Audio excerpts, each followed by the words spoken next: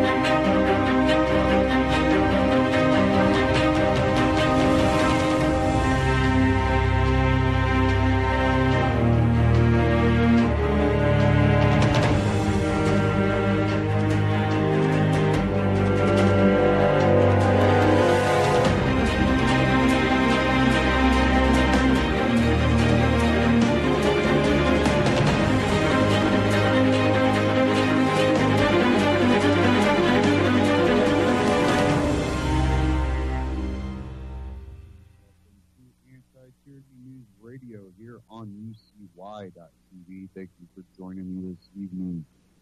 We're going to kind of dive into this gun debate again. And we all already know what Trump said. Oh, take the guns first, then we'll have due process. Yeah, no. That's not how it's supposed to be. But they would love that. You know, I'm looking at this article here from Activist Post, and it's got Trump there sitting at the table, screenshot, and you got Dianne Feinstein there just happy as can be. Happy as can be.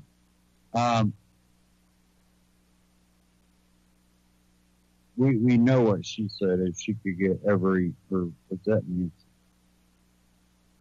Might have been Nancy.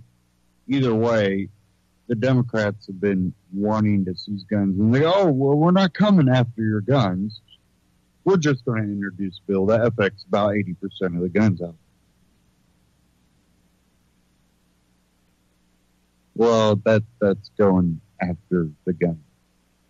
You go after 80% of something, you're going after. You go after 1% of it, you're going after 1% of it. You can't say that you're not going after it. And, you know, I was thinking too, you know, I'm really not surprised. I hear a lot of teachers going, oh yeah, get rid of the guns, get rid of the guns. And I was like, it kind of reminds me how a school operates. A school operates kind of as an authoritarian style of government. And because, well, they're children and you're supposed to, the child should have some type of parent over them. And when the parent's not around, they voluntarily transfer that power to the school, even though the school overreaches and reaches into things outside of the school environment. Well, it'll transfer into the school environment. Okay, we send them there for you to teach them and keep them safe. That's it. You can't control what happens outside of it, and plus that's the parents' responsibility. You're not supposed to indoctrinate them with ideologies. You're supposed to only teach them the facts. That's the problem. We've gone way beyond that. So much that they don't learn much facts anymore. when we start talking about like public schools, I tend to always go back to, you start looking at arithmetic and things from,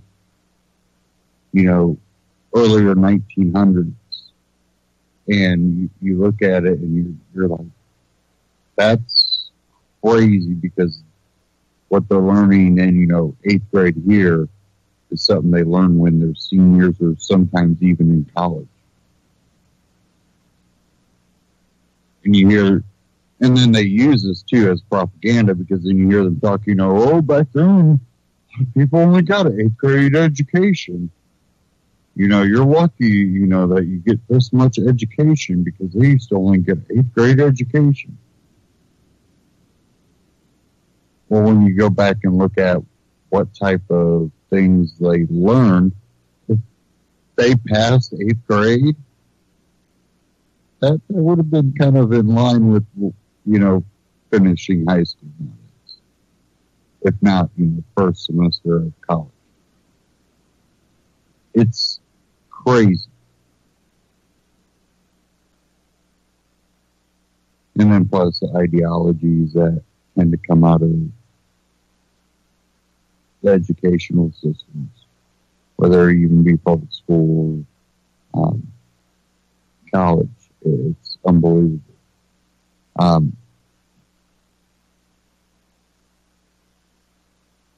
You can read this article here at activistpost.com. I'll read a little bit of it. It's titled "Trump and Democrats Agree to Disarm the Public." It says here, U.S. President Donald Trump has flip-flopped from wanting to arm teachers to now siding with Democrats who want to confiscate and ban semi-automatic firearms, violating the Second Amendment of individuals deemed dangerous by the government. In a recent lawmaker conference, Trump proposed confiscation of guns from certain individuals deemed to be dangerous, even if it violates their due process, they reported. Quote, "I like taking the guns early. Like in this crazy man's case that just took place in Florida, to go to court would have taken a long time," Trump said in a meeting with lawmakers on school safety and gun violence. "Take the guns first, go through due process second," Trump said. You can read the rest of it. It's got the video there too at Activist Post. I really urge you to go read it and just look at the picture. Look at, Dianne Feinstein there. Just take a good look at that. And they say it takes a long time, blah, blah, blah. I don't know about Florida. I know here in Indiana, it's a red flag state where if they can prove, some type of threat, immediate threat or whatever, they can temporarily disarm you and then take you to court to permanently disarm you. But you really have to prove. But it still doesn't take long. When you look at Nicholas Cruz, you look at it and there was enough there that he should have been arrested. And then before he got out, it should have been deemed by court that any firearms or whatever needed to go. But for whatever reason, let's not do that.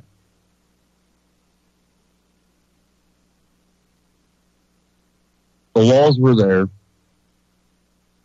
He broke, other laws doing it. What have we learned? We need more laws. No, hold on. No. Laws don't stop it. People stop it. Individuals that are willing to intervene and stop violent acts, prevent violent acts. And there were facts that could have stopped it. This isn't, taking someone's constitutional right, let's take their guns first and deem them guilty after. No. Before he even had the guns, there should have been enough there to prevent him from buying those guns. You failed at every measure to prevent it. With the laws that are in place that could have prevented it. Don't tell me more laws are going to help.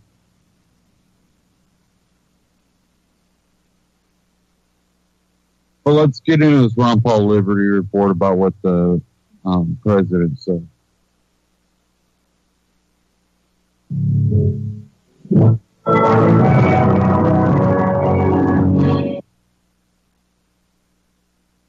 In a position or like take the firearms first and then go to court, because that's another system. Because a lot of times by the time you go to court, it takes so long to go to court to get the due process procedures. I like taking the guns early, like in this crazy man's case that just took place in Florida. He had a lot of firearms. They saw everything. To go to court would have taken a long time. So you could do exactly what you're saying, but take the guns first, go through due process. Hello, everybody, and thank you for tuning in to the Liberty Report. With me today is Daniel McAdams. Daniel, and good to see you. Good to have you back, Dr. Paul. Very good. It's good to be back and ready and raring to go. Wish we had some very good news for everybody, but we're going to be talking about a problem that came to our attention. We've been talking about school shootings, and the media is, engulfed with it. But there was a major meeting yesterday, at the White House, and the president was there, of course, and he had significant Republicans and significant Democrats. So it was bipartisan, so you can expect our problems to be solved, because as soon as they get together, they come together, and liberty is always promoted when it's bipartisan. Being facetious, obviously, because I think that is the detriment of the country. It is too many things are bipartisan, and too often they agree to making things worse, whether it's spending, going to war, or printing more money. This bipartisanship is an endorsement of a bad philosophy, and I think that's what happened yesterday. But I think the shocker was the president came down on the side of more regulation. I believe he's contradicting what he alluded to in his campaign, and he was endorsed by the NRA, I believe, and all of a sudden he's taking on the NRA, conservatives, the Second Amendment, and it's pretty amazing. I cannot see how this is a strategically beneficial move for him. And I think he's wrong politically and constitutionally to say that this is a reason why we have to have more regulations, because sometimes there are bad things that happen. Matter of fact, bad things seem to happen frequently. But putting this in perspective, this isn't, and it's not like there's an epidemic that we went through, but there's an epidemic of the people who take advantage of this. Because when people die, it's very easy to become very emotional and not objective. And when it comes to guns in schools, I think what happens, it really brings out the authoritarian demagogues. Any chance they have to have an answer to a problem with more authoritarianism, more government, less liberty, I think this fits that category. And there sure were a lot of gasps when he was sitting there. Here's Feinstein on one side, Cornyn from Texas on the other. He says, you got to get the guns first. Grab the guns first, then we'll worry about due process later. And Feinstein, of course, was giddy. She was giggling. She was thrilled. Cornyn had a pretty stone face, and he's not exactly the most conservative. And then you could say this was kind of a gaffe. He shot from the hip, his instincts, take the guns first, due process later. But even if it was a shot from the hip, even if it was him thinking outside, his mouth running before his brain was running, it does show something that I think you've said all along, which are his instincts. He has authoritarian instincts. Yeah, and Senator Ben Sasse brought that up.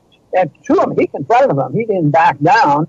And, of course, he has challenged the president before. But I think his short statement that he made is worth reading, because he was confronting the president right to his face. And this is what Senator Sasse said. He said, quote, strong leaders don't automatically agree with the last thing that was said to them. We have the Second Amendment and due process of law for a reason. We're not ditching any constitutional protection simply because the last person the president talked to today doesn't like them. Now, I think the president's been, people have accused him of that in the past, but this is pretty serious, and he really catches them here. But it's to me sad that it works that way. He doesn't come from a systematic, fundamental belief in anything. It's all over the place, and it can be both places too. Have it one day one way, one day the next day, and now here's another flip-flop on them. It's interesting to see what this does. He's already announced he wants to be president for another 7 years, so I can't imagine this won't start nibbling away at some of the people that really got excited about him with his populism. Yeah, you mentioned even early on the political downside of this. I can't imagine. You've got the left is seethes with hatred toward him, and unfortunately, in many cases, irrational hatred because they don't even talk about his policies. They don't like his hair. They don't like the way he looks. They think that Russia is under his bed or something. They seethe with hatred. The so-called moderates hate him. A lot of the neocons hate him. The Bill Kristol types hate him. He's got a group of, what Hillary called the deplorables, and he's been their champion, and they've been attracted, and they like guns. And they're law-abiding people, for the most part, too. So undermining that base is politically insane. And they touched on several specifics, the assault weapons ban, and this whole idea that you take your guns first and due process comes later. That is something else. When he made that statement, it reminded me of how the system has worked. What about the NDAA? This authority that's been around, and Trump didn't invent it. Yeah. This was in the Bush era. The NDAA, you arrest people, and then Obama extended that. You can kill Americans, assassinate Americans, and deal with the due process later. And sometimes people get arrested, and if you happen to be in the wrong place at the wrong time, and you don't get charged, and you don't get a trial, you can get put in prison in Guantanamo or some other place, for life, essentially. So that attitude is very bad, and it's the rejection of the principle that the founding fathers tried to give us regarding guns and defending ourselves. And they weren't wishy-washy. Sometimes liberals will try to say, well, the Second Amendment means that the militia is allowed to own guns, which is a bunch of baloney. It says the right of the people to keep and bear arms shall not be infringed. Yeah. The purpose being so that you can participate in a militia which provides for your safety and security in a local way. But I think there's been court cases that sort of has refuted that and say it is an individual liberty. But when you come along and get people ready to write these regulations, I think they forget this. And it'll be sad if they have an erosion of that and going back to this thing where they're going to regulate one type of gun without really dealing with the issue of whether or not the people have a right to defend themselves. Yeah, it's funny, actually, because ironically, Trump was right. Due process, who cares about due process? And you're right, the NDAA is an example. FISA is an example. There's no due process. They just vacuum up all of our communications. How many other examples? So, ironically, he is right. The due process, who cares about it? He also had a statement about, what about this thing about the police? The cops have the right to stretch the law? Yeah. That, of course, it really invites a lot of problems, too. We already have those kinds of problems, and I think he suggested that the police should have leeway above and beyond what the law gives them to take away people's guns if they think that person is a bad person. That is dangerous. I think the other assumption is that the big picture is who's responsible for safety. And our country has gotten to the point where it's the government's job to make it safe and secure. That you have a safety net and you are protected. There's a policeman on every corner, and we're all going to be safe and secure. But, if you carry that through, and many of them do, just think of how many things that they have on their plate. Because it looks to me like there's not the crisis that we have is serious, and you can't belittle it. But compared to even assaults and killing in schools, it hasn't been getting worse. Yeah, and this is something that's interesting. This came out just a couple of days ago, February 26th. It's a study by James Allen Fox, who's a professor of criminology, law, and public policy at Northeastern University. And he just simply looked at statistics. And he gave a list, people can look it up, a list of where he went for statistics.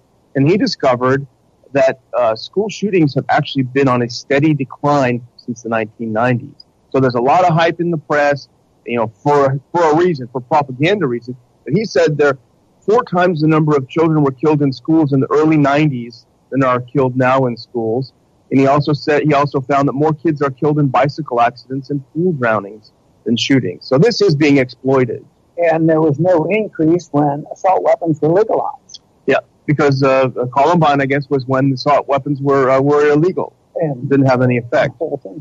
But it's Pandora's box, really, what they open up when government's there to make us safe and secure. What if you come up with a statistic to show that a lot of people get killed when they drive their automobiles over 60 miles an hour? Yeah. In a theoretical sense. If that were the case, why wouldn't the answer be to put a governor on the car? Yeah. Don't let anybody drive over 60 miles an hour. By that time, the people would probably rebel. Yeah. That's going too far. Especially in Texas. I don't think we need that much safety around. But there are so many things that government does get involved in.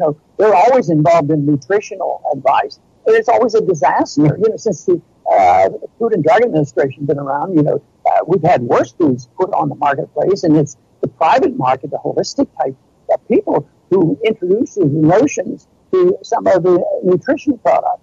What if they decided sugar was bad for us? For some people, it's bad for us. So what do? We get protection of the sugar so that we keep the cheap sugar out, and we get in there, we get involved in the sugar business, and then a lot of people suffer the consequences. There are so many things that if they were I don't want them to be consistent. I'd like them to be consistent. Yeah. We have a lot more work to do, so therefore we have to have more and more regulation. Here they're saying that we have this problem.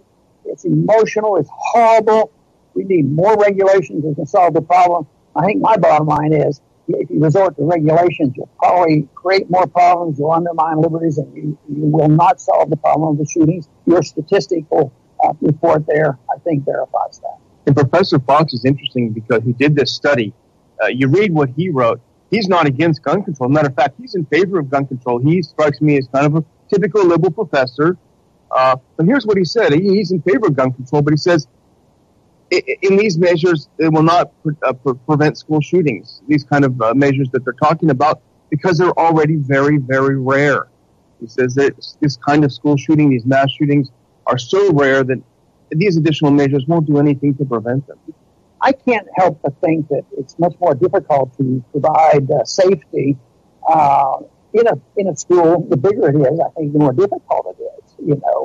And the schools are so big and gigantic, and just and I don't know whether it could be verified by statistics. I would think a school that has 300 people would be easier to manage than one that has 3,000. Yeah.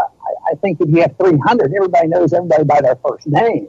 And, of course, the other example when it comes to schools is, private schools, you don't read or hear about this. And, of course, some people argue that when you put up a sign as a gun-free zone, that might motivate them. I'd never know whether they have proof of that, but it certainly looks that way. That usually when there's no guns, we end up seeing some of these mass shootings. But I think it's tragic that this happens, because I happen to believe that some of the private industries and private schools and all, it's not like they don't care. They usually have some type of protection, that they can provide. So even I was just sort of pondering the thought, what if we did have a big school? And instead of depending on the sheriffs, you wonder, are they qualified, and will they really, defend the kids and this sort of thing? What if we were private groups to go in there? They do it for industries, and they do it through their job. I would visualize if you had a private security force, and they were responsible for the security of these schools that they could hit, they would be rewarded. They're getting paid to do it, and maybe more people would want them, and they would have a strong motivation I don't think we're on the move. It's likely to happen, but I think it's worth thinking about because private industry a lot of times can do a better job than the bureaucrats, and certainly the bureaucrat who wants more laws. I just don't think that's the answer, especially when it so explicitly violates one of the most straightforward amendments we have to the Constitution. They just want to throw this out. But this is real challenging because a few years ago I was under the impression that the Democrats don't even talk about guns anymore because they always lose the fight. And all of a sudden it's up front, and it's a big issue again. But what did we see in the papers after this happened? When the dust settled for about one day, then they had a gun show or a gun store, and more people there than ever. Oh, yeah. And yet, what were you hearing on TV? 78% of the American people want more controls and get rid of the guns and more registration, which was more of that propaganda, by the far left, and it had nothing to do with really caring. And my other argument that we've made before, if they really care about the children, they would think about how many children die at the hands of our foreign policy, whether it's the drones and the bombs we drop on them or the sanctions that we put on them. I mean, that is what they would have to care about if they really care about children who suffer the consequence. And they used to start suffering the consequence of guns and bullets and bombs, government. So, and if you compare that to a decreasing amount of school violence here locally, then the real problem is so often government guns when you look at it as a worldwide event. And, the other proposal now is to prohibit those between 18 and 21 years of age from purchasing what they call assault rifles, just high capacity rifles. But here again, Professor Fox says, in the past 35 years, there have been only 5 cases where someone between the age of 18 and 21 used an assault rifle in a mass shooting. So very, very rare. 35 years, only 5 cases. Our old coworker, Penny Langford, posted something on Facebook today, and she pointed out, if you do this, you're going to prevent every young gal on a college campus who may want to have a handgun to protect herself from having a gun. And how vulnerable if someone who's trained, someone who can protect themselves, that seems a very, very unfair thing to do. They talk about the equalizer for women. A little pistol in their purse makes them an equalizer to some thugs on the street. Yeah. So I want to thank everybody for tuning in today to the Liberty Report. I imagine this issue will be around for a while. I think it has to be dissected out in a practical manner, whether the stories and the statistics you hear are correct, and also to look at it in a practical way of more regulations will help, and also in the area of rights. Who has a right to own a gun and protect themselves, and does it help to undermine that right? Obviously not. I think the founders were right. The right to own and use a weapon, that right should not be infringed. And I believe the country would be better off, and the founders certainly believed that would be the case, and that's why they gave us the Second Amendment.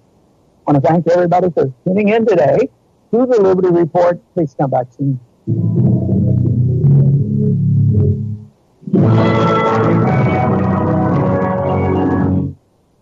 Ron Paul Liberty Report, RonPaulLibertyReport.com, and Ron Paul Liberty Report on YouTube.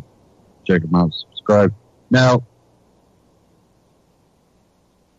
a lot of people are saying Trump was just throwing a bone at the Democrats. He was just, he's not really going to do it. Still, you even if that's a fact, by saying that, you alienate a whole bunch of your supporters. And then if you do nothing, and a lot of probably his supporters and others probably went out and bought, guns, like, that report was saying the gun store was packed, bought ammo, bought guns, pump stocks.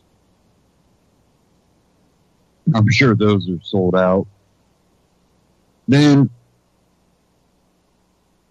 you have these stores making these decisions. I'm not going to sell to, anyone under 21 now.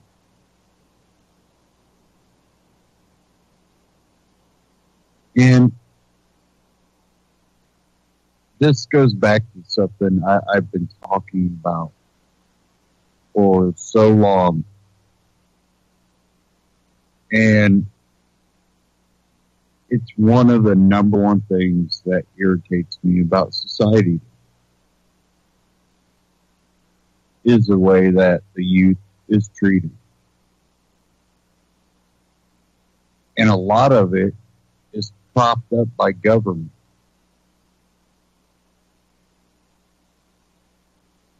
They put laws to protect children in place, but those laws also prevent younger, matured individuals to be able to work. There are loopholes for certain things where children can do things, but in today's society, the best thing is them just being smart enough to create something and their parents, get behind them. Because, even when I was young, I wanted to work before I could. There were actually 2 places that hired, I think it was 14 at the time. There were only 2 places that I could find in town that even hired at 14. Of course, because of the laws, I think it was the one I could work like, I want to say it was like an hour and a half or something at the time. I can't remember right offhand. But that's why, no one wanted to hire anybody at that age, because you need someone to come in for an hour. There's a lot of jobs out there that, an hour, well, it's going to take you about 15 minutes to get set up. And it's probably going to take you another 15 minutes, so we'll get a half hour's worth of work of actual production. It's not usually worth it. But there were a couple places, but of course they hire one person at each place. Couldn't get in. You treat some of these young people like children. And, I know people that really coddle their kids. And then I know I even have family members that really educates, and they even go to public school. But the parent has invested so much time in education at home that they are extremely smart, but also see the views of the other side. They tend to be more conservative because of their own views, because they were taught this way at home. They were taught to be open-minded and see the other side too. So they naturally just kind of look at what they believe they see that works. And at a young age, they're really, really educated, mature. And I look at history, and we have 25-year-olds, 27-year-olds, 28-year-olds that aren't as mature or well educated as people in their late teens, early 20s. in the past. It just,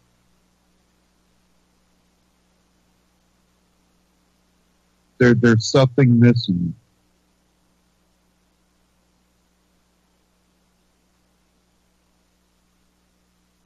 And what we do and what government does, basically, is they constantly pass laws. Well, we'll put a age limit on this. We'll put an age limit on that. We'll put an age limit on this.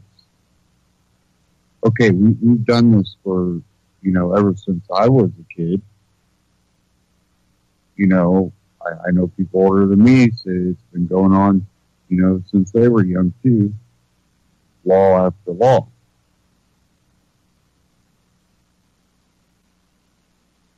Has the maturity level gone up or has it gone down? Has the intellectual, young person, has that gone up? What I see is a lot of emotional and theoretical belief, but no factual, we can't look at facts. If you bring up the facts, that counteracts, but, that's all fake. We see it from both sides. You have the, alt-right versus the alt-left. And it's gotten to a point where a lot of rational thinking is out the window. I see people going, I'm going to keep supporting Trump. Oh, he's just playing the Democrats. I don't know if he is, but I'm not going to support what he said just because, he might be, just playing the Democrats. No. You call him out when he's wrong. And, Ron Paul talked about, the Second Amendment. Yeah, it's one of the most upfront amendments. There's no but or unless about the Second Amendment. It says the right of the people to bear arms shall not be infringed. It's pretty point blank period.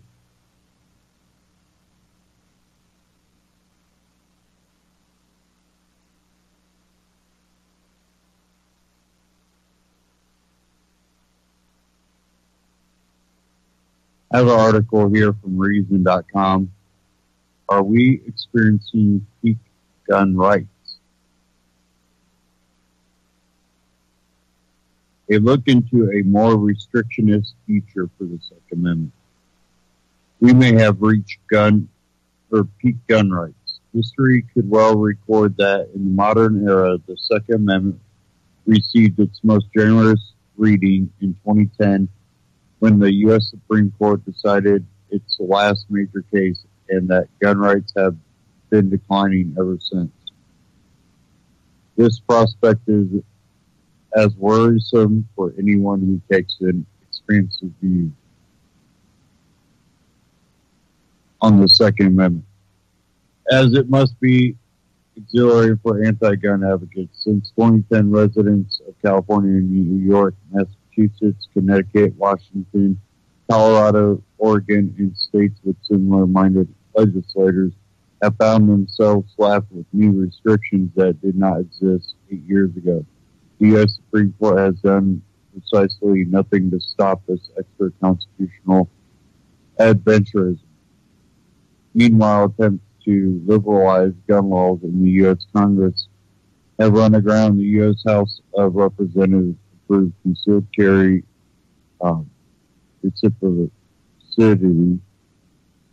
last year, but both it and a related bill remain stuck in the Senate.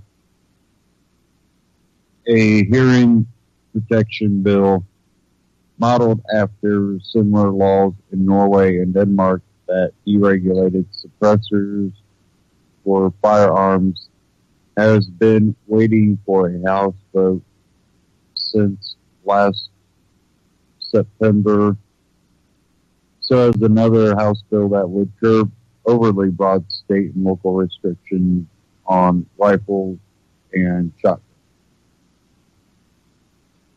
After President Trump's brainstorming session with Senator Dianne Feinstein this week about new firearm restrictions, the political outlook has darkened instead of working to advance pro-gun rights legislation.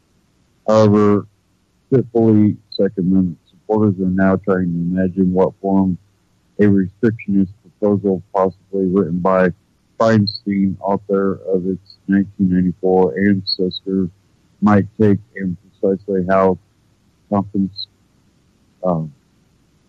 confiscatory it will be. Trump's remarks also invite speculation about what kind of Supreme Court justice he might appoint should another vacancy happen.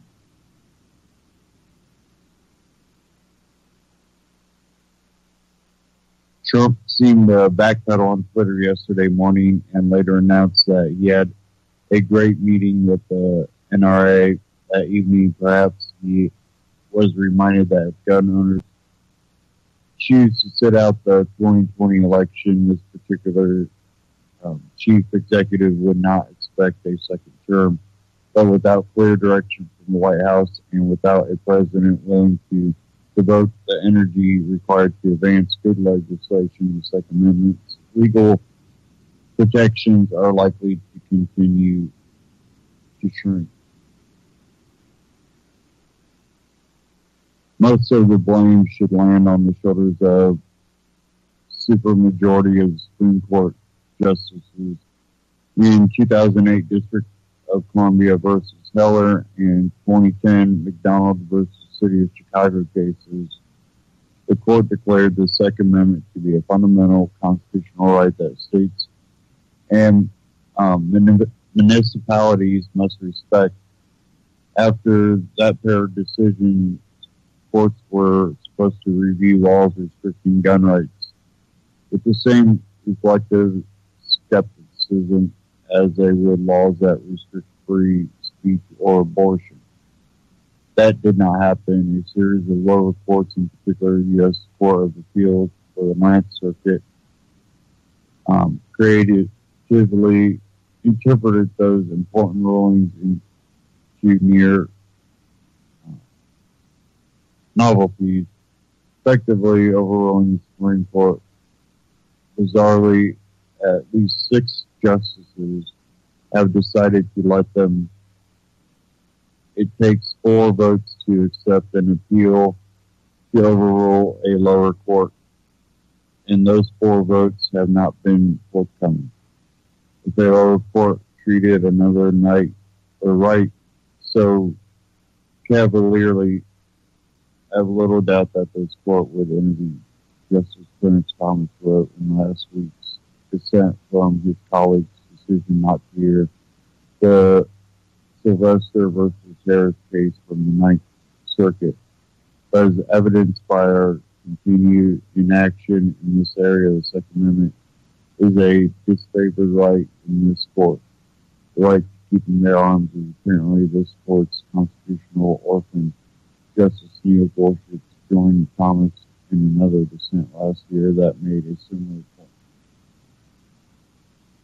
You can read the rest of that at reason.com.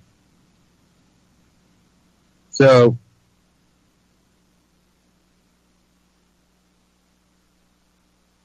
it really seems to me they're waiting to rule on something when they have the ability to rule against or limit it.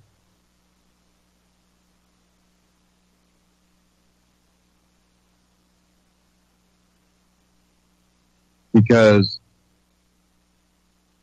based on previous rulings, they should be able to take up these cases and be like, okay, we've already ruled on this. We're going to stick with our ruling. You can't do that.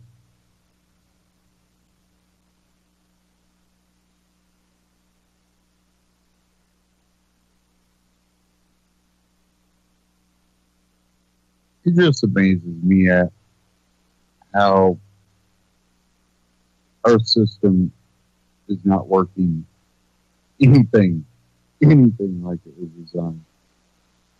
Congress gives up half of its rights to make decisions to the president, or the president gives half of his duties to the Pentagon. Let's give the Federal Reserve, one of the duties of Congress. Courts are actually making laws.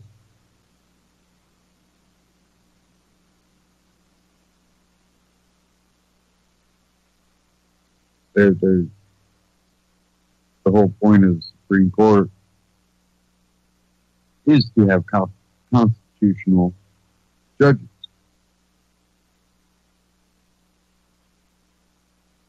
That is their number one job. Is it constitutional?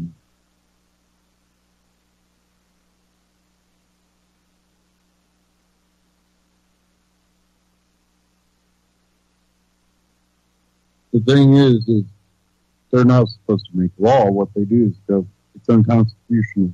You have to throw out that law now. Other states have to look at laws if they have them that is like that and throw those out. Doesn't mean they can't write a new law and hope that new law is constitutional. But what do? They keep enforcing,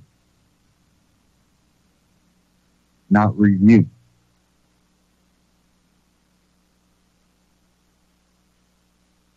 And then the Supreme Court just sits back and watches.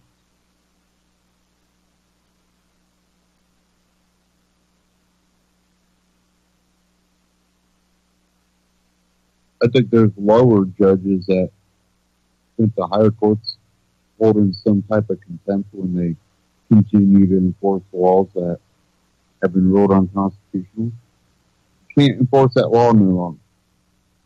Can't do it. And if you write a different law, if it's anything, you just call it something else, but it's the same thing, we're going to take up that case again. Or any new law that violates the Constitution. But they really just ignore them.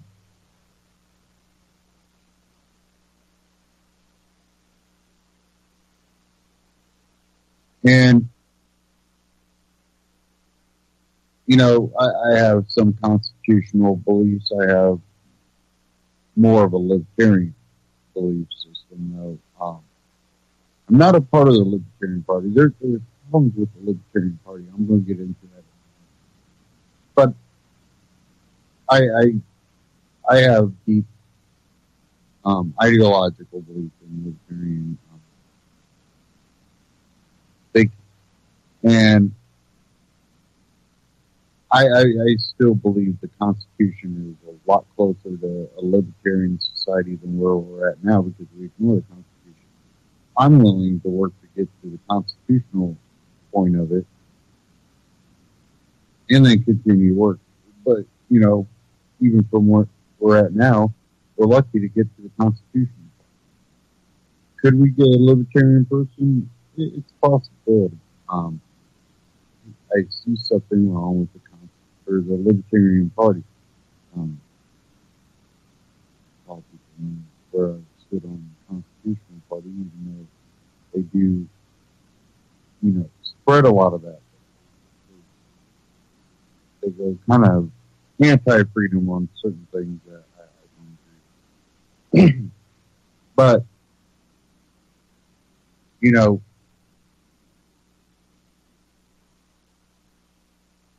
I've been criticized for going, we could, go more constitutional. I say, well, we can have a radical change.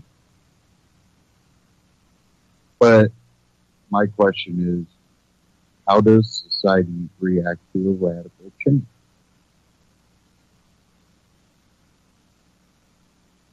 Does radical change cause problems?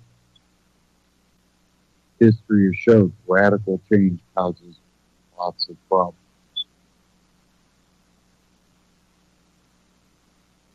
That's why they don't ever want to take away guns. They want to restrict. Because if you do it all at once, guess what? Rebellion. Or if we can restrict, we might have to.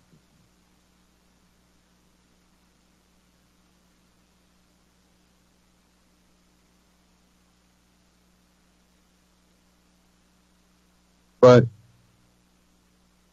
even when you look at the Constitution, a lot of what's in the Bill of Rights, it's libertarian philosophy, and not all of it. There's problems with it. But it's definitely a path towards libertarianism from where we stand now. It's only one of many, but it's one. So I'm willing to work with that. But I think we have a problem with the Libertarian Party that is preventing deep ideologically believing libertarians from getting any. The head of the Libertarian Party apparently is running as on some type of non-party affiliation in Arizona, but we'll kind of get into that. But I do want to get into one. It's kind of long, and I'm not going to try to play the whole thing, but it's really important. And this is Tom Woods and Stefan Molyneux, and it's about libertarians gone wrong. And Gary Johnson, he brought a lot of people to the party. But if anybody watched the last one, he wasn't libertarian. He hasn't been. Neither was his running mate. And sacrificing what libertarian means to win. Is that a good strategy? We're going to get into this. Libertarians gone wrong. Tom Wood and Stefan Molyneux. It's just something we need to talk about.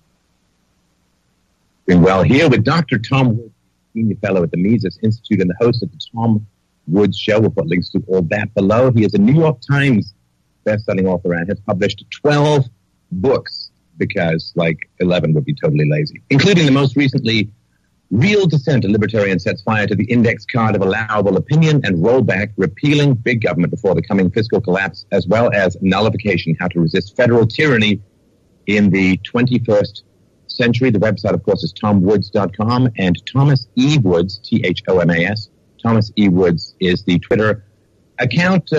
Tom, thanks so much for taking the time today. My pleasure. So let's chat libertarianism. See, it used to be libertarianism and the Libertarian Party, but I think we might have to replace the and with a little bit of BS dot, libertarianism versus the Libertarian Party. And the nomination of Gary Johnson was an interesting choice. But when I hear that the Libertarian Party has kind of disinvited, then reinvited Ron Paul, of all people, without whom there would be very little knowledge of the Libertarian Party, that they don't invite Ron Paul to speak, that they've had their goes at you, and I think at me.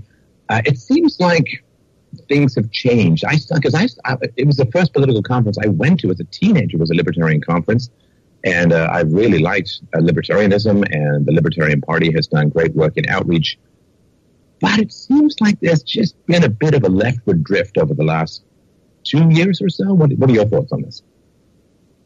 Well, as with anything, very often the people at the top of the problem. And the regular people who are doing all the grunt work and thankless work at the bottom are just, they're the good people. And so I don't want to say it's all hopeless and everybody's bad. A lot of these people are struggling the best they can in the face of difficulties from the top. Now, let me say from the beginning that it was not my idea to start talking about the people running the Libertarian Party. I don't want people to think that I'm still in pain from their attacks on me and I'm losing sleep over this. I am not losing any sleep over it whatsoever. It's too bad that it happened, but, I'm 100% in the right, and they attacked me in an unprovoked way. I put that behind me. That happens all the time. When you're unfashionable, that just goes with the territory. It's fine. It seems to me that what's happened is it's not just a drift leftward, but it's also an extremely unhealthy desire to be accepted in the mainstream. Mm. And they think that the path to that is to purge unfashionable people. And even I'm an unfashionable person. And I've got, as clean an academic track record as you could have. I mean, PhD from Columbia, high honors from Harvard, academic periodicals published me, very prominently. I've had books published, by major publishers, Columbia University Press, Random House, Basic Books. I mean, so if I'm some extremist, then I must be the most successful extremist in the history of the world. So something doesn't quite add up here. So I think there's a lot of it that's like that. It's they want to signal to the world, look, we're good, decent people, so won't you like us, Mr. New York Times reporter, sir? And what they find, or won't you like us, opinion molders at Slate and so on? And what they find is that no matter how many times you throw somebody like Woods or Molyneux, whoever the sacrificial victim of the day is, to the wolves, no matter how many times you do that, they still don't like you. They still smear you. They still call you names. The second you say something like, we want to repeal Obamacare, even something as vanilla as that, they call you a Nazi, no matter what. So you can do this to us all you want. That's going to keep happening to you. And meanwhile, you're just alienating a lot of your regular supporters who want to say, but, okay, look, if there's something wrong with Woods, given that he opened for Ron Paul like a dozen times, and he did all these other things with Ron Paul, and he's endorsed by Judge Napolitano, whatever, then you're implicitly smearing basically everybody we admire. What's going on here exactly? There's the moving goalpost, of course, which is when somebody says, well, if you prove this, I'll accept your opinion, and then you prove that, and they say, okay, one more thing you have to prove, and you end up chasing them right up a cliff. So there's the moving goalpost, and there's the moving gallows. And the moving gallows are the media saying, okay, purge this person, and we'll love you. And then you're like, okay, fine, I like love, and I'm going to purge this person. Okay, well, that person, unfortunately, was associated with this person. So you got to disavow and purge this person, and then we'll love you. And oh, wait, no, see, this person published an article that was co-sponsored by, and it never ends. And their goal is not to give you love. The goal is to destroy your cohesion, your organization, your principles. And it's like they've never read their Rand. You don't go around chasing the approval of bad people and think you're going to end up in a good place. And not just bad people, people who can't stand the sight of you, people who want to destroy you at the first opportunity.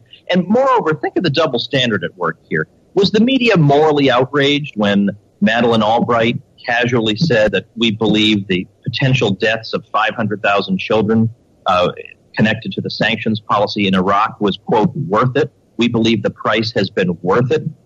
And now, if you or I said something like that, now, of course, nobody cares about Iraqis. That's one of the rules of American society. You're not supposed to care about civilians in any conflict the U.S. government is involved in. But let's say that there was some humanity in our media. If you or I said that, we'd never hear the end of it. We'd never be invited to anywhere again. Our careers would be over. But she says it, and it's not even like they say, well, what she really meant was they just ignore it and move on. So why are you chasing after the acceptance of people who obviously are not really evaluating people according to moral principles? If that were so, Madeleine Albright's career would be destroyed. Bill Richardson, who said the same thing about the 500,000 children, his career would have been destroyed. Instead, they were, they had cabinet level positions. They I'm sure, make a fortune on the speaking circuit to this day.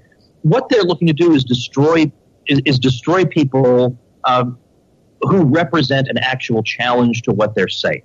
That is what it fundamentally comes down to. But that's not to say there aren't a few creeps. You got to say, look, you're completely at odds with what we stand for. We're going to show you the door. But any criterion like that also includes Ron Paul is a little bit out to lunch. And then, by the way, they try to defend themselves. Well, you don't understand the way the speaking invitation process works. Well, whether I do or I don't, the point is their own people started bad-mouthing Ron Paul. Well, he doesn't really get what the Libertarian Party is about. Ron Paul doesn't get what the Libertarian Party is about, but some loser functionary nobody's ever heard of does? Well, then that's all I need to know about the party. Yes, I remember the founding principles of libertarianism. It had nothing to do with small government, free markets, private property, and contracts. I remember the central emblazoned, written in dragonfire statement, which is, let's make sure we have really good speaking contracts. That's the goal. Everything else is expendable, but we want to have good methodologies. And the idea is funny because it's the old thing, like, be careful what you wish for, you just might get it. Because the Libertarian Party, of course, has been striving for relevance and striving for public recognition and so on. And I think they're starting to achieve it. And that's why they're now scared of the media. They weren't scared of the media when the media had nothing to say about them. But now that with the Trump thing, with this growing interest in pushing back against PC correctness, with all of the, trolls / gods of chaos on the internet looking to disrupt the existing system, there's a lot of interest in libertarianism, which means that the cold, fiery Sauron eye of the media is now casting its way to the libertarians. And it's like, they're like, appease. And it's like, no, that's not how you're going to win. No, totally. And meanwhile, they're led to believe that if they just nominate former governors, then the media will go easy on them. And to some extent, they did, because the media was so anti-Trump and they thought they could build up the Libertarian Party as a counterweight to Trump. But for heaven's sake, I mean, again, the double standard with supporting somebody like Bill Weld is ridiculous. We could go through all the problems with Bill Weld, but to me, it's, Murray Rothbard used to say everybody is entitled to one deviation.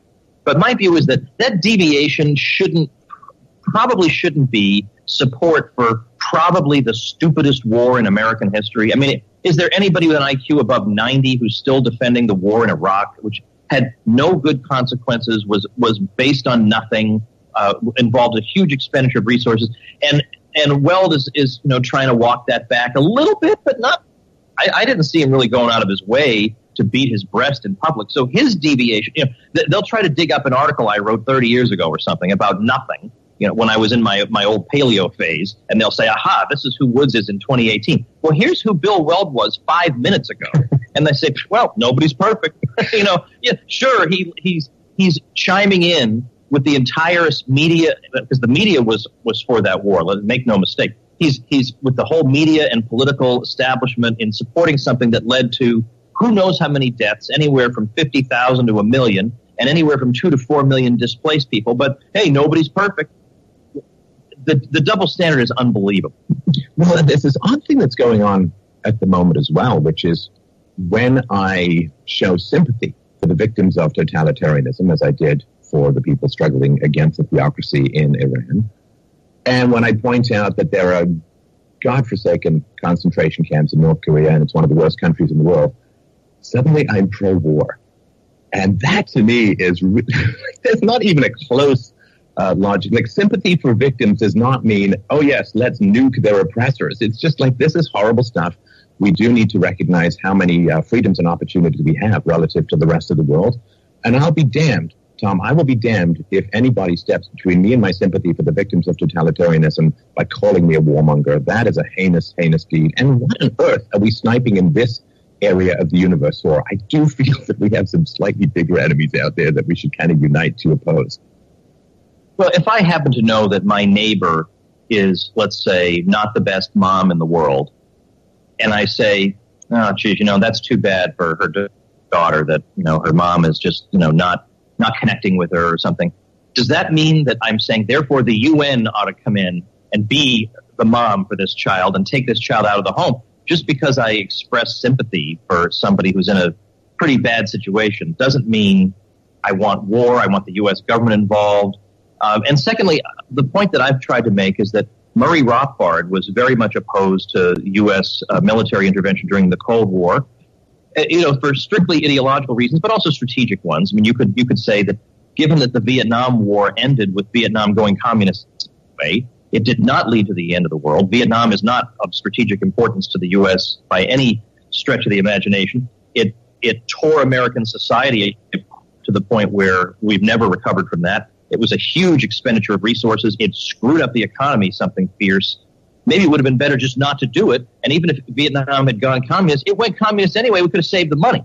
So he was against, but all that time, he was still very anti-communist. He would come right out and talk about, the crimes of communism, how they come directly from the initial ideas of communism. They're not an aberration. He had no problem being both anti-communist and anti-militarist at the same time.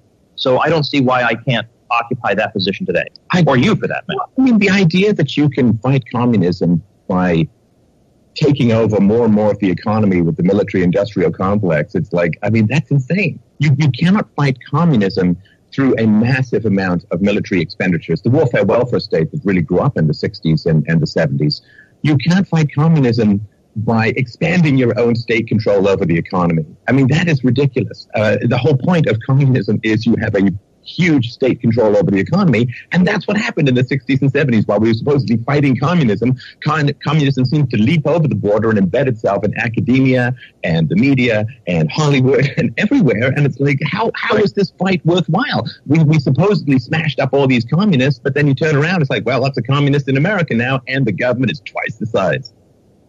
Well, if you can recall Milton Friedman's dictum that there's nothing so permanent as a temporary government program, we were told that the enlargement of the military was just temporary.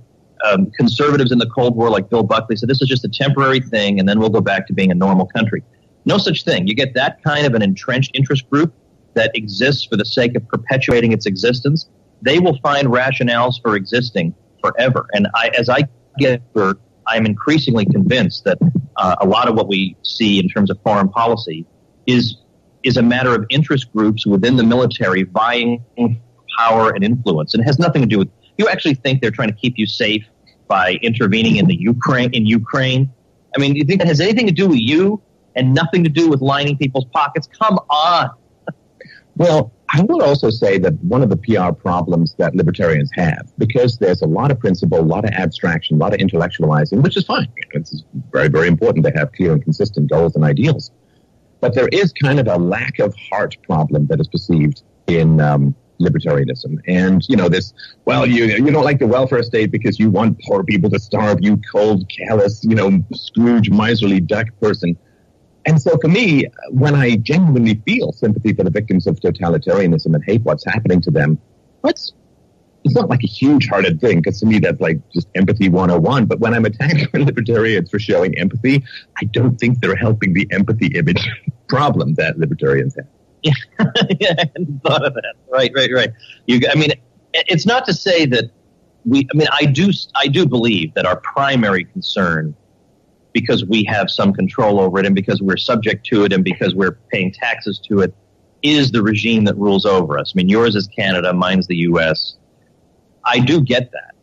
But at the same time, if by accident of birth I happen to be born in North Korea, the North Korean regime would be my primary concern. So if we do have some general concern for the run of mankind, it seems like we ought to be able to bleed over from one regime into the other in terms of how we're expressing our sympathy for people. So I agree with you on this. And I understand why our friend Michael Malice would write a book about North Korea, because this is not just another two-bit dictator. I mean, we are observing in the age of the internet, we're observing this astonishing throwback that is doing horrible things to a great many people.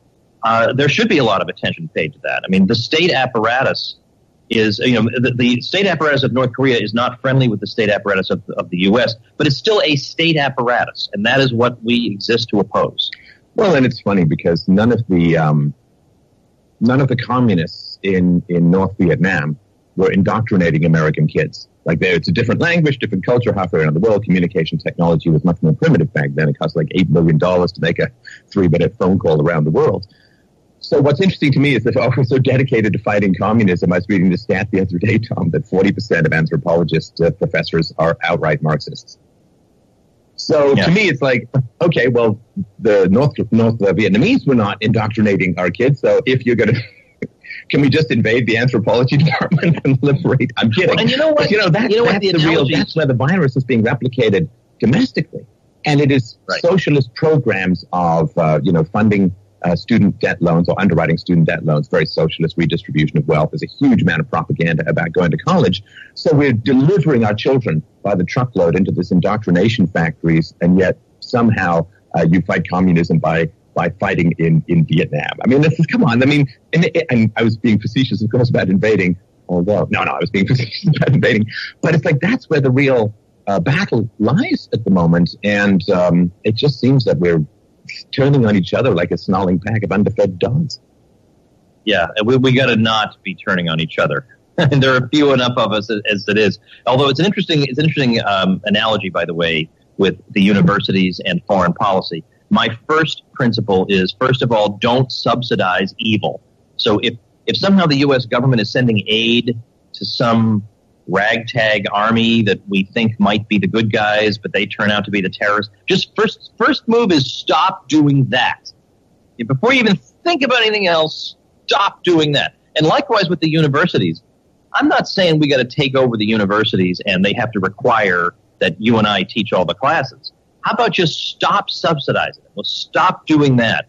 And of course, people they can't even conceive of this because they think people won't have skills if they don't go to universities, or they don't have skills because they're going to universities. That's why they don't have skills. They're not being taught skills in universities in the case of 80% of majors. But anyway, that's all. Have to have that. I would actually argue that their skills they're removed.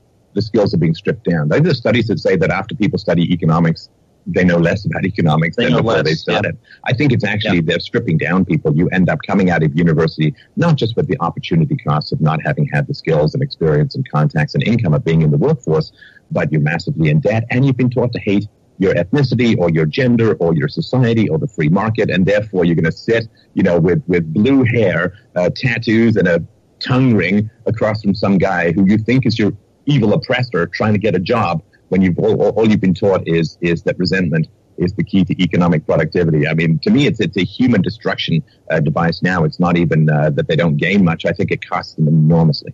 Oh, yeah. There's a really neat new book by Brian Kaplan called The Case Against Education. It's very provocative. I love provocative titles. And he dismantles every argument you've ever heard made for the current education system. It does this for people, it does that for people, it does that for people. Without it, we'd have this, and this.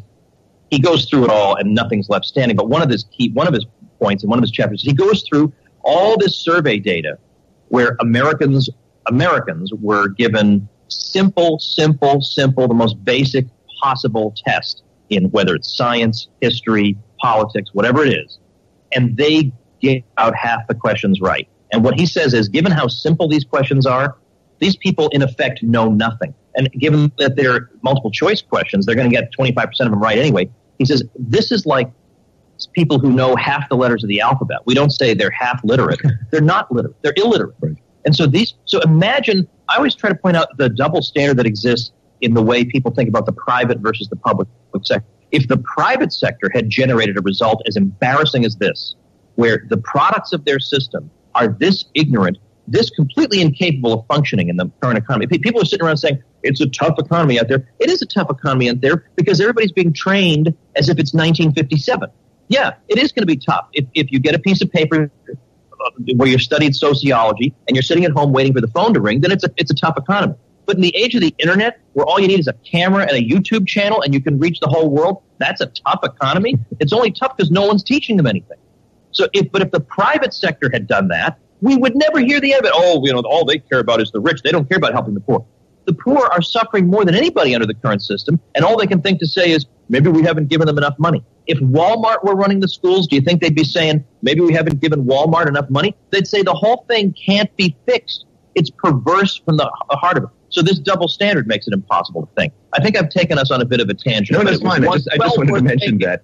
The accessibility of being able to talk to the world literally turned me from a crazy person into somebody with an intellectual career. Because a crazy person who reaches a lot of people. No, because I would go down to the basement and just scream at the world anyway. But eventually you just turn on a camera and you go from a crazy person to somebody with an actual intellectual career. It's a miracle. It's a miracle of transformation. So let's talk a little bit about some of the libertarian think tanks that kind of cluster around this as well. it has always struck me, and I hear the click as I stand on the landmine, but I'm going to say it anyway. It has always struck me that people who say the free market brings efficiency, the free market brings focus, the free market brings excellence. So I'm going to go get all my funding from some big giant guy who's probably a capitalist, who's getting some benefits from some government monopoly. And I'm not going to face the market. I'm going to face my donor who is benefiting from mass immigration and the low wages it provokes. And I'm going to, talk about open borders as if it's just, well, obviously it's 2 and 2 make 4. How is it possible to hold this double think that you need the free market to be efficient, you need to satisfy your customers, and then not face your customers, or rather face one customer, which is a corporate crony capitalist for the most part? Well, I will say this. I mean, I'm not a fan of the think tank model for reasons I'll say in a minute, but the voluntary sector is still under the general umbrella of the free market because it does involve voluntary transactions. Just like there are some people, I think, who think Christmas is socialist because you give things to people, but you're giving of your own private property. It's true, yeah. It's not a coercive relationship, so, yeah, right. But I get what you're saying, that the fundamentals of it mean that, like, for example, it's possible for academia also to be entirely free market, but the way it actually works out, it's a lot of people who are not ever really subject to a market test, especially once they get tenure. Just like at a think tank, you got the big donor. You can just do what you want. You don't have to worry about justifying yourself. Well, here's what we did over the past year. Here's our report showing all the effectiveness we had. Yeah, I think that is an issue because, first of all, I think just on their own terms, I don't think these think tanks have a lot to show for themselves. In what way have they pushed back and repealed things that should have been repealed or stopped things from being passed that were being passed? The Heritage Foundation would be an example of a conservative one, where my friend Michael Bolden over at the 10th Amendment Center came up with this brilliant idea. He says, we got all these, well, this is my paraphrasing of him, but we get all these think tanks who write policy reports all day that wind up in the garbage can. I mean, there's no congressman who reads a policy report and says, Eureka, I had no idea. I'm actually hurting people. I intend to help. Yeah, like that ever happens. How about we try something that's hands-on and practical? So Michael said, we have this gigantic NSA, National Security Agency facility in Utah. And it turns out that just to cool its computers, it requires, I believe the figure is, it sounds hard to believe, but 1.7 million gallons of water a day. And Michael said, what if we just cut off the water? What if Utah just said, we're not going to supply you with the water? That would make it impossible to run that facility. And there's nothing in the Constitution, even if you care about the Constitution, there's nothing in there that requires Utah to provide water to the NSA. And so he came up with this campaign called Off Now. He got interviewed on CBS News. He was in all the major newspapers all over the world for this one thing. And who couldn't have been more against it? This whole approach of the states saying, maybe we can try and stop this behemoth. I mean, my view is the states are terrible too, so they might as well at least do something good, stop the federal government. And the think tanks this is more than any think tank has ever done. This one idea cooked up by one guy in his living room, and yet if you talk about the states pushing back, they think, isn't that like slavery? I mean, you get this third grade response. I heard the states are kind of like slavery. You can't even have a conversation with these people. Yeah, let me get back to my policy report about nothing. Well, but to be effective is to be attacked. And I think that, to push a bunch of paper around and to preen about your moral purity in the mirror while collecting a fat paycheck for often delivering freedoms to capitalists, as I mentioned, in my perspective. But if you are actually effective, like, can you imagine if somebody actually did that? And wow, 1.7 million gallons a day? Yeah, it's crazy. I mean, I've heard of freedoms being extinguished in a whole number of ways. I've never actually heard them being drowned. But I think I have now. But I mean, if you were to do something like that, everybody knows that if you're effective about something, you're going to get the blowback. And that, I think, is what they most want to avoid. And to me, it's like, you can't be in the war if you never want to go near a bullet. I mean, you can, but you're just not really in the war. And the reality is that if you do stuff that becomes effective, if you actually change people's lives for the better, if you help to change something in the world for the better, then all the people who benefited from it being worse are going to have you in their targets. And it seems to me that they want to just throw stuff randomly and hide and ditch. And that is not the kind of moral courage that we need to save the world. Well, in my case, again, I want just for my own listeners to know I've already talked to you guys about this, so don't think I'm obsessing about it, but just for the sake of completeness, I should say that one of the things that I was taken to task for was a few libertarians nobody's ever heard of came up with a petition asserting that libertarianism is opposed to fascism. Okay, well, to me that's pretty obvious, because if you know what fascism is, and I know, let's have a petition that links the word libertarian with fascism, because that's exactly how people think. Oh, well, they must be completely different. Well, yeah, exactly. Why would you want to oppose it unless it was imminent or somehow close to your organization? Anyway, never mind. Yeah. I mean, I think there are people who have ideas that these guys don't believe it, that don't agree with, but they're not fascism. Whatever you want to call them, they're not fascism. Because fascism is actually a very specific set of ideas.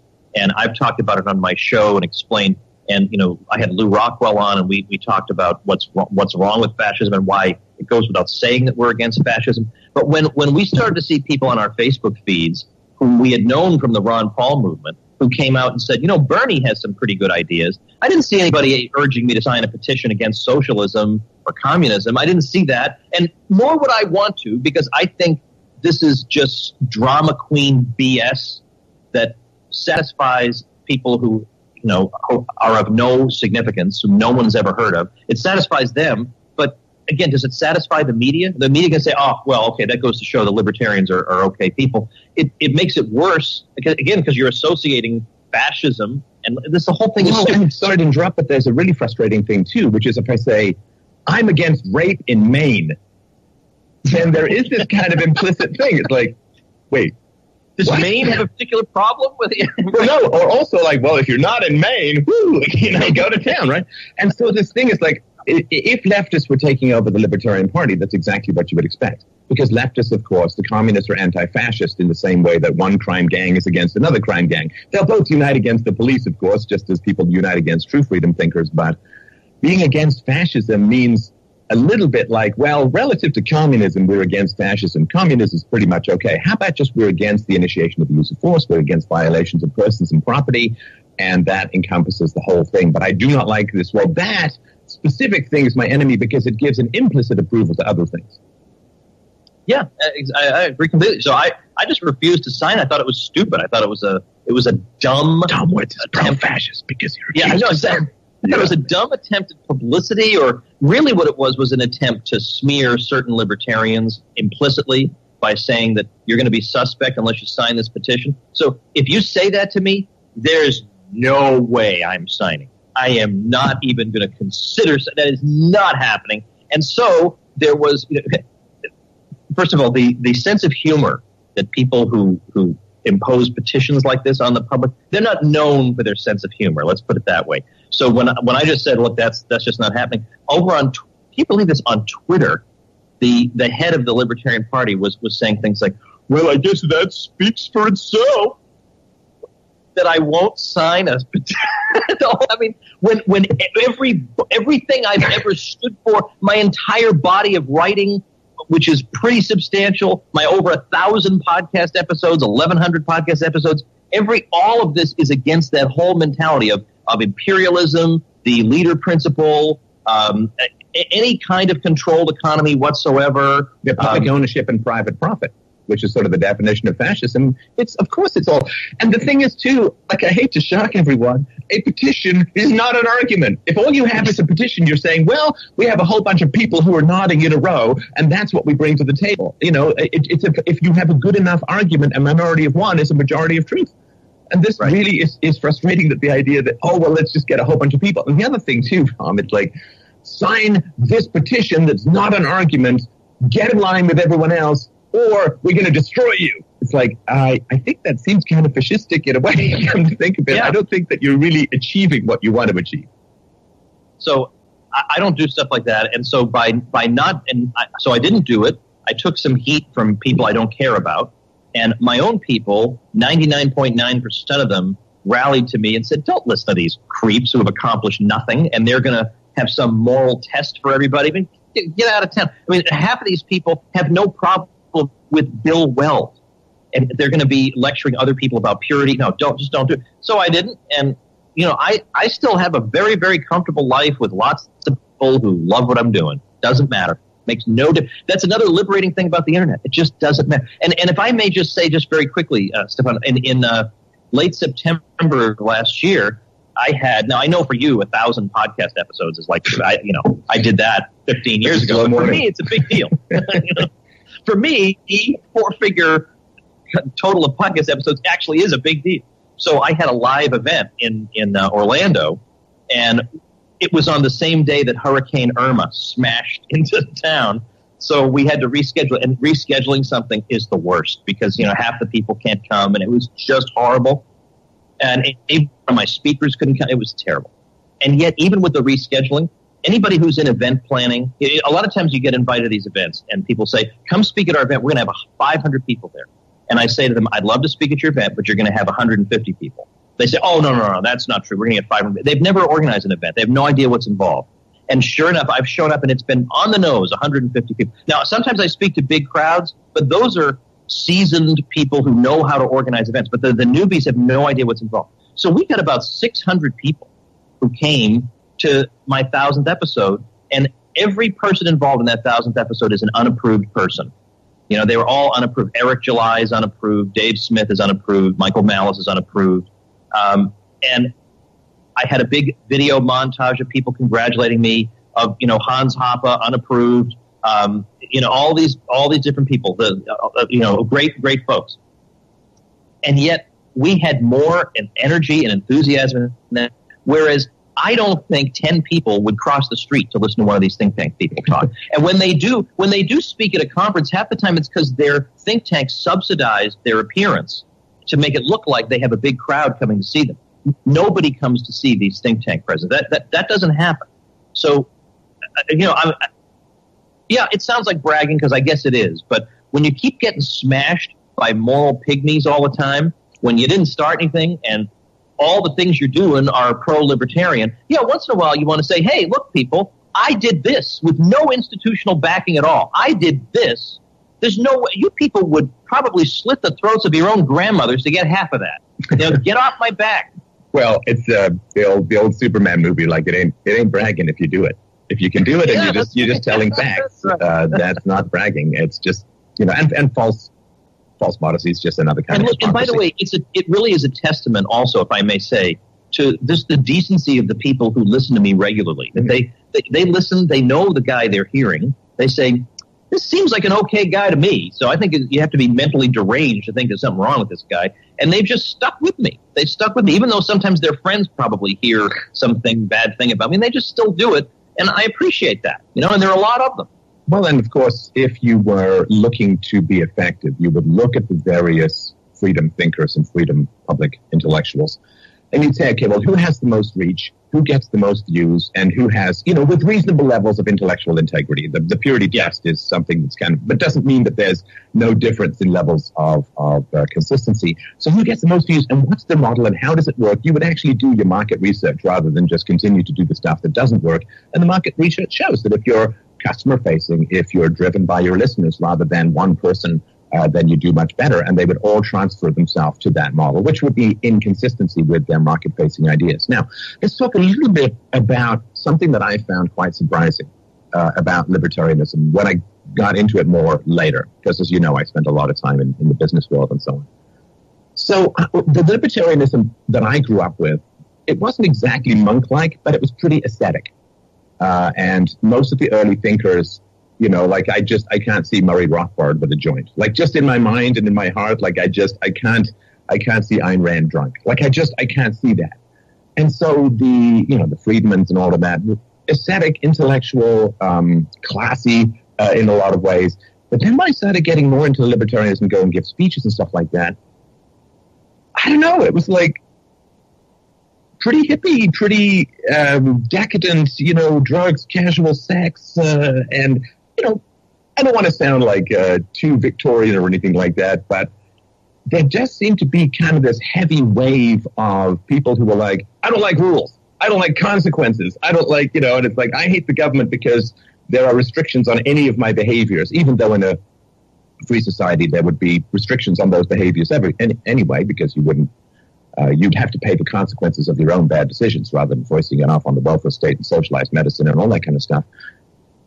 There is something quite fascinating that seems to be growing, which I do associate with the left. The left and hedonism, they go from this wild hedonism, which is what they promise, and then they pull you devil-like into this layer of totalitarianism where you end up with a whole lot less hedonism than was promised. But that's kind of like the anglerfish light that they use to snap you up.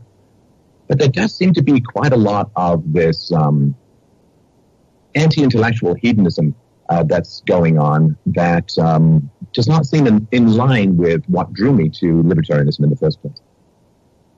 I think it just goes to show a lot of people are drawn for a lot of different reasons. And if you're drawn to it because you just hate authority or you hate rules, you're going to be an extremely confused libertarian thinker, because I believe in authority. It just depends on what the authority is and did I voluntarily consent to it. So I always use the example of the president of the chess club.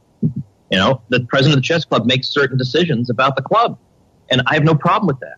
That's how the thing functions. I'm not going to come in and pretend to be the president of the club. And likewise, we would have rules. Of course, we'd have laws, or at least we'd have a legal regime, certainly.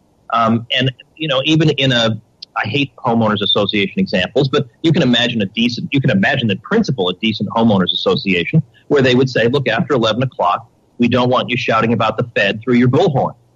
Go to bed. There's nothing wrong with that. Everybody voluntarily consented to that. So that's why I don't want to mention her name because I think she maybe had second thoughts, but there was a woman who ran for the LP nomination for president who got upset at me because I made a video saying something like, look, anarchists should blah, blah, blah, blah. And she said, talking down to me like I'm an idiot, I don't understand how you can put the word anarchists and should in the same sentence. And I thought, I don't understand how you don't get that. Well, I can't even say we should do something. Well, anarchism, there's one R that they throw in there, right? So anarchism means without rulers. There's no centralized coercive authority. And one of the reasons why anarchism is so appealing is not only is it intellectually consistent, but also when you have a centralized pyramid of power in society, you have no rules. They change all the time. Just look at what happened with spying on the Trump administration and the lying about it and these allegations. The FBI is changing records and can't find. There's no rules. Look at the Clintons. So when you get this, you don't get rules. You just get chaos. And bribery and panic and manipulation and lies. And so that's no rules. So anarchism simply says without rulers, no rulers. But everyone takes that last R out and says, that means no rules. And it's like, no, we want rules. Right now we have no rules. In a free society, the rules are negotiated, they're consistent, they're the minimum necessary, they're constantly being whittled away as new technology arises and so on. And so this idea that anarchism means without rules, anarchism is the only way we ever get consistent, objective, and rational rules in society. You're never going to get it through the state. It's too subject to the power principle. And the funny thing is that, of course, really the idea that we believe in no rules is basically a left-wing caricature of what we believe. They say, you guys don't even think there should be, rules of the road or something. Well, it just depends on who the road owner is, but of course we want rules of the road. I would say, as you're driving down, you shouldn't be, you shouldn't be slashing people's tires when they're at the side of the road. Stuff like that. We agree on that.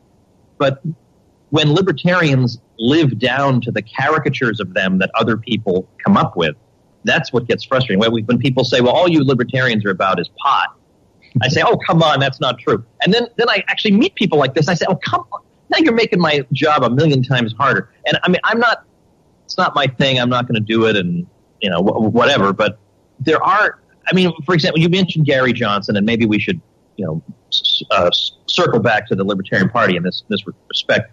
I get that if you were to say to the general public, we have to get rid of the whole drug war, that means all drugs, that a lot of people, fewer than before, but still a lot of people would find that horrifying and shocking. I get that. But we exist to horrify and shock because that's the only way you get people to change their minds. They're not going to listen to us to change their views that the capital gains tax should be 3% lower. They're already fallen asleep. They're not even. But the way you get to people is by shaking them into thinking completely different.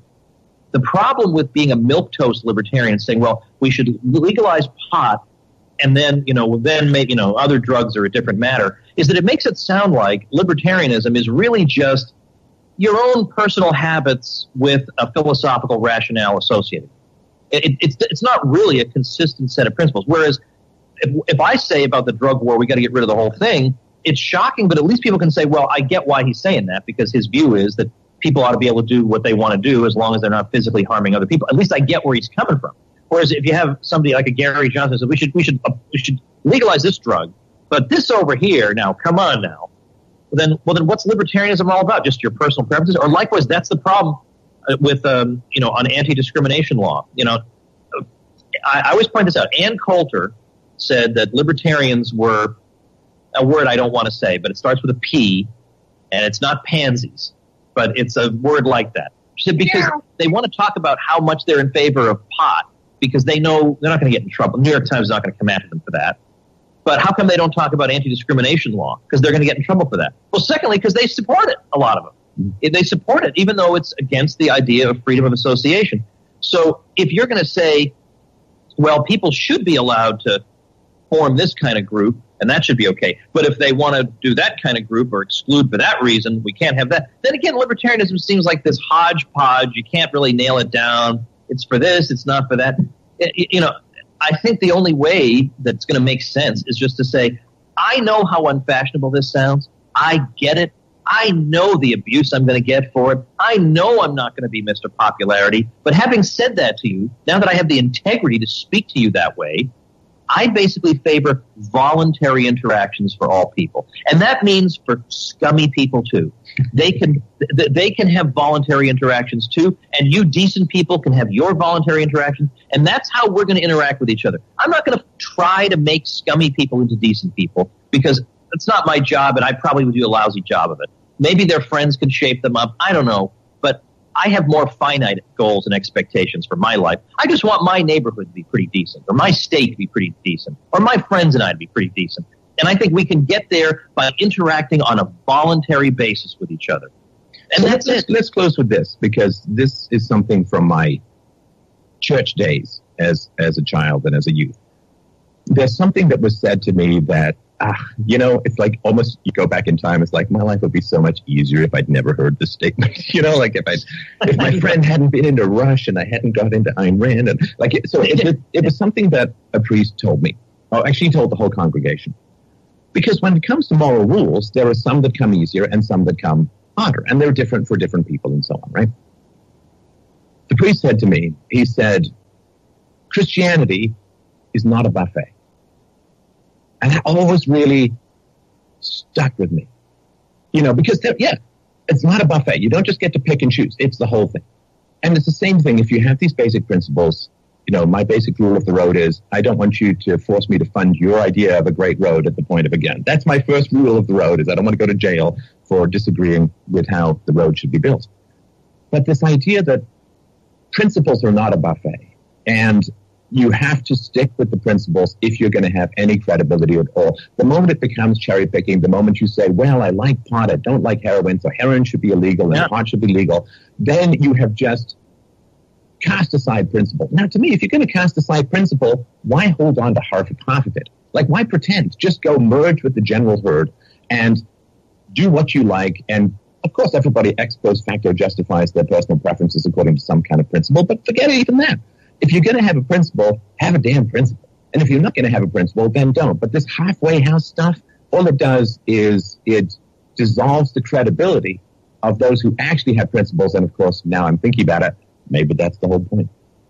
And, I don't want to attribute motives to people that would involve reading their minds, because I'm going to stop it there. It goes on for another 15 minutes or so. Now,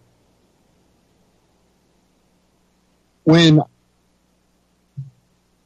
I looked at the Libertarian Party all times, and this started back 2006 or so, and what I found were a lot of people that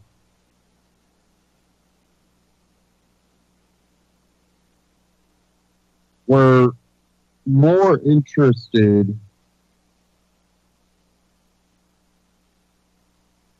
pushing to grow the party rather than really the beliefs of libertarianism. And then I also, some of them, oh, you like Ron Paul. Oh, he's a Republican. Hold on, he's also a lifetime member of the Libertarian Party. There was a reason, and he stated multiple times why he ran as a Republican, to get that platform that the Libertarian Party can't grab. And if they're grabbing it by changing their belief system, then they need to change their name because their name won't match their ideology. If you're going to, even Ron Paul, when he ran as a Republican back in 2007 for the 2008 presidential election, even he claimed you end the war on drugs, legalize all drugs. And, he got the feedback for that. He said, if we legalize heroin tomorrow, just because it's legal, are you going to run out and go get you some heroin? No.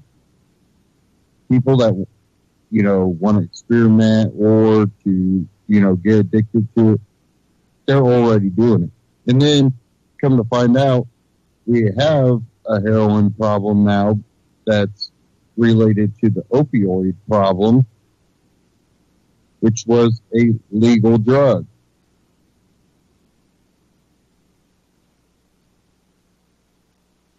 But it was a prescription. And, well, when you go to the doctor, it's not like you're going down to, now states legalize marijuana. So you go down to the dispensary and get you some marijuana. And people are, doing it because they choose to do it. And you have this where you're going to a doctor and they're like, take this. A lot of people trust in a doctor in a way that they don't tend to question as much. He's going to make me healthy again. Well, they just prescribe all these drugs that a lot of times in the beginning, they just go by what a journal says. Well, I don't know if they know, but those journals are usually funded by the pharmaceutical companies. So the articles in them tend to be very leaning, which they found that a lot of them tended to point to the random occurrence in the study rather than, the normal occurrence. Oh, we looked and we got it to do this. We got it to do it twice in 100 samples. That might not be the best result to go on.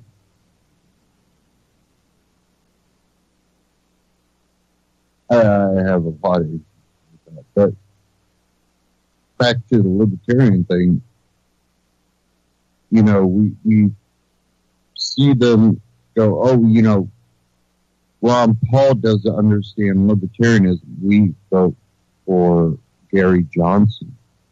Excuse me? Really? Bill Weld? You're telling me those two people understand libertarianism? You don't like Tom Woods, but you like Gary Johnson. Are we talking about the Libertarian Party here? Am I missing something? I don't know. But I kind of got interested. So let me bring it back up here.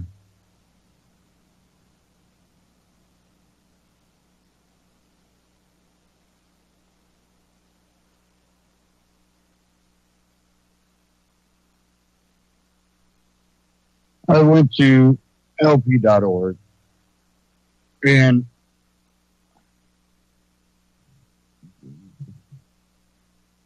I figured I'm going to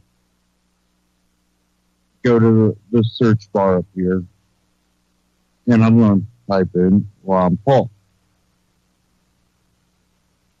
What happens when you go to the search engine and type in Ron Paul on the Libertarian website?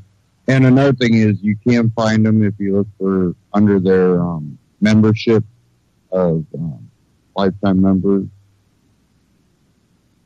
But I looked and the last post was February 6, 2016, 2 years ago. Ron Paul, no one for libertarians to vote for in Republican or Democratic primaries. Ron Paul advised voters not to get behind any of the remaining candidates in either Democratic or Republican primaries on Fox Business Network shows this week. Kennedy and Varney and Company host Stuart Varney asked Ron Paul now that his son ran has suspended his bid for the presidency. The remaining, it goes on, but that was 2 years ago. Before that,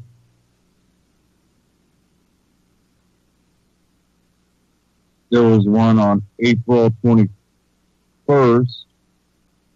Libertarian Party applauds Ron Paul suing IRS calls for end of income tax. 2012. Why no true libertarian, no true Ron Paul supporter, no true Tea Partier will even consider voting for big government Mitt Romney.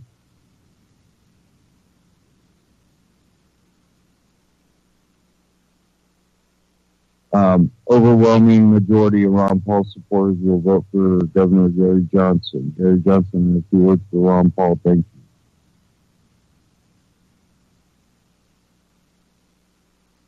you. And one about help Libertarian Party reach out to 13,000 Ron Paul, the president activist in Tampa, Florida.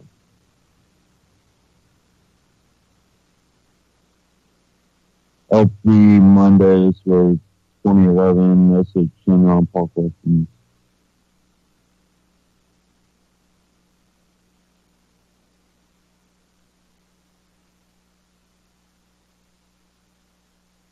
And this one, 2011, about the 10 Ron Paul questions.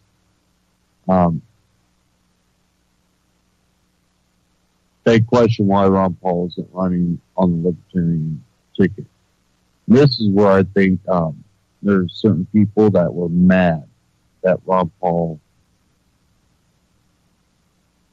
didn't switch to the Libertarian Party when he didn't get a nomination. As in, run within the Libertarian Party. 2010 about Ron Paul praising.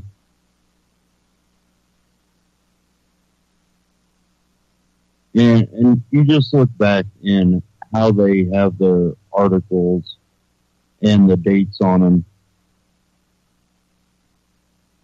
And I want to say they added some articles here that weren't here before. They might have hid some and brought them back. I don't know, but there seem to be new ones. But the dates, it's pretty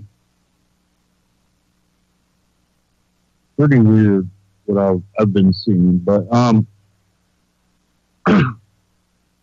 lot of people have a problem with the leadership of the Libertarian Party.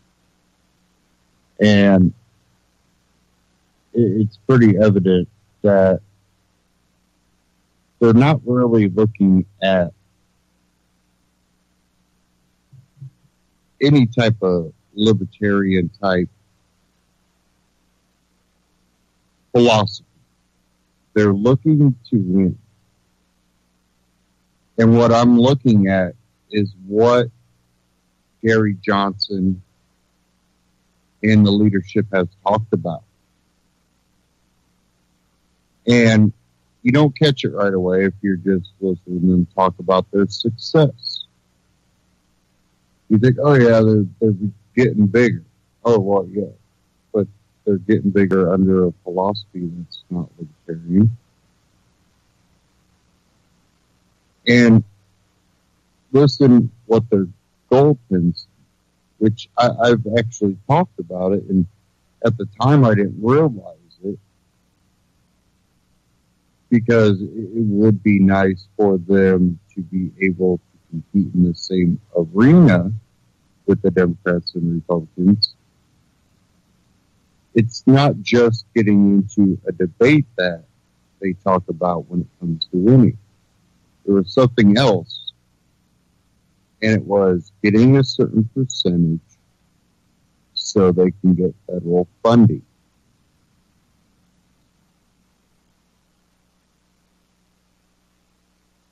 Oh, they're chasing after the money.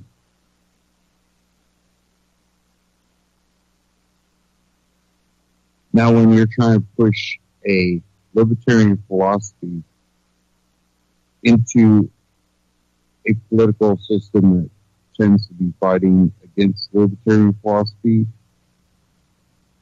your number one goal shouldn't be going after the money.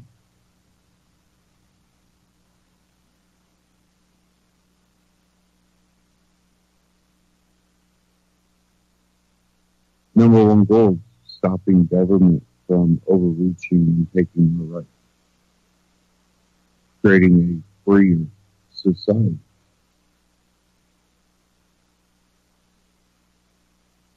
But their goal seems to be the money, to get subsidized.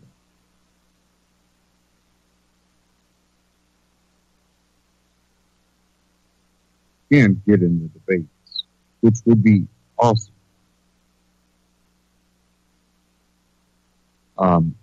One organization I've talked about for as long as I've done this broadcast, Free and Equal. Go check them out, Free and Equal. I really need to get in touch with them.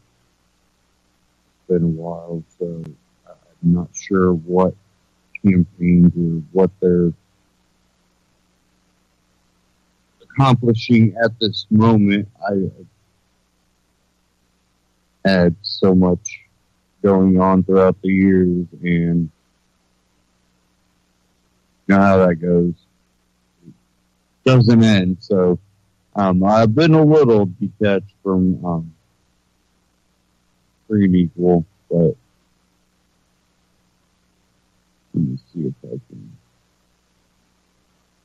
flip the site kind of quick here.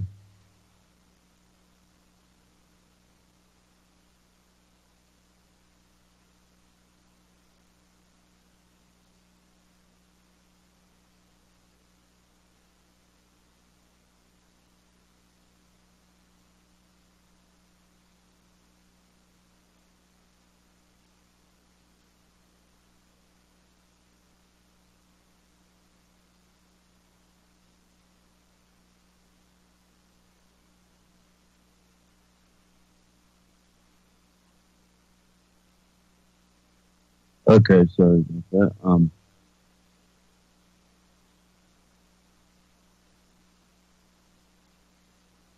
So our mission is to broaden electoral choices through education and direct positive action.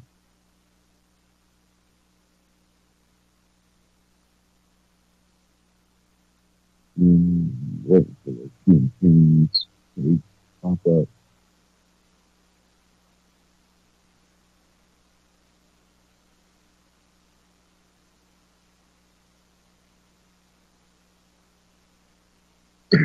They are currently developing an election assistant app to assist and inform voters of all their candidate choices and valuable candidate data to help you make conscious voting decisions, not just from two parties.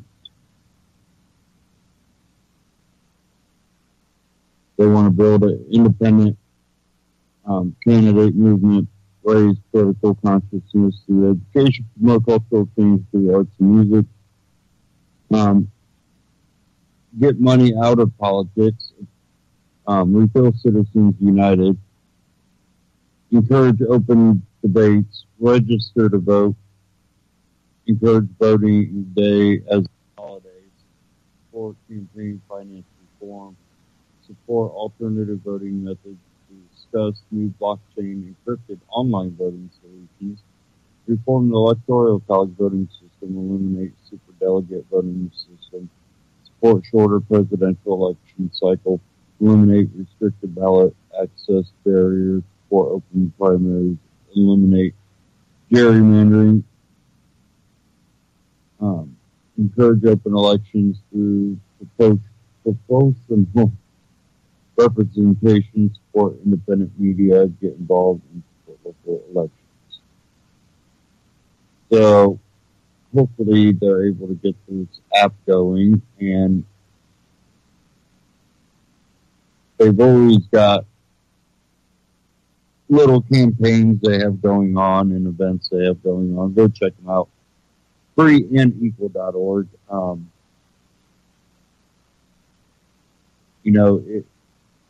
I watched them pop up and grow, and it's been a hard campaign. They've had a lot of things they had to really overcome, problems with setting up the events at the beginning, and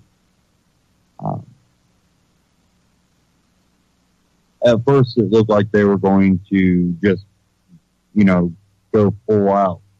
But it seemed like there were maybe some powers to be that didn't want to see that happen.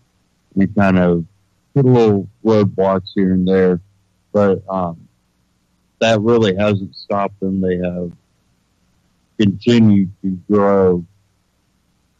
And what's really nice, too, is that they have really supported grassroots media. Okay.